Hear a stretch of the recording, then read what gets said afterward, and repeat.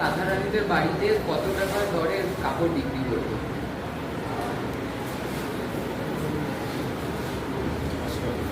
আট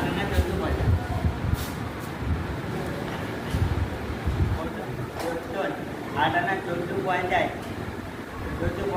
কাপড় বিক্রি করতো।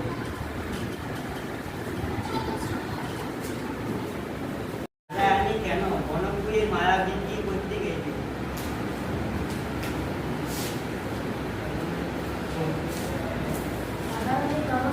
তার মায়ের মা অসুস্থ ছিল, তখন তার ওষুধ কেনার মতো তার তো টাকা ছিল না, সামর্থ্য ছিল না। কারণ তার ঘরে প্রদীপ জ্বালানোর জন্য তেলও ছিল না।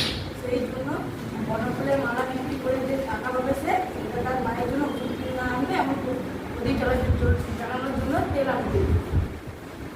কুমার রায় রাধারানীদের বাড়িতে যে নোটটি রেখে গেছিল সেখানে কি লেখা ছিল?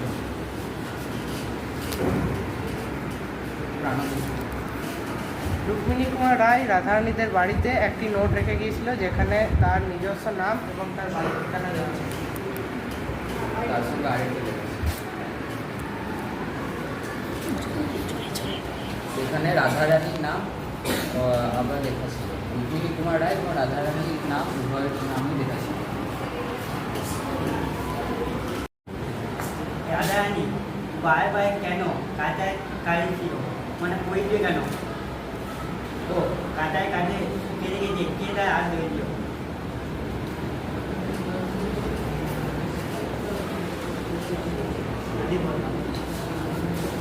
প্রচণ্ড বৃষ্টি হওয়ার কারণে কাঁচা রাস্তার মাটি গলে কাদা হয়ে যাচ্ছিল, যার কারণে রাধারানী বারবার সেখানে পিছল হয়ে পড়ে যাচ্ছিল এবং তারপর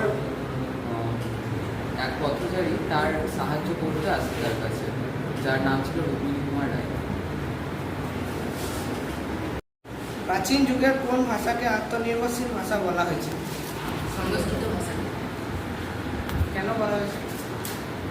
সংস্কৃত ভাষায় যদি কোনো নতুন শব্দের প্রয়োজন হয় তাহলে সংস্কৃত ভাষা অন্য কোনো ভাষার উপর নির্ভরশীল থাকে না, বরং সে নিজস্ব ভাষারই কোনো ধাতুর সঙ্গে বিভিন্ন নিজস্ব বিভক্তি বা উপসর্গ যোগ করে নতুন শব্দ তৈরি করতে পারে। ঘর সাজিতে গিয়ে রাধারানীর মা কি দিয়ে পেয়েছিল? কাগজের নোট।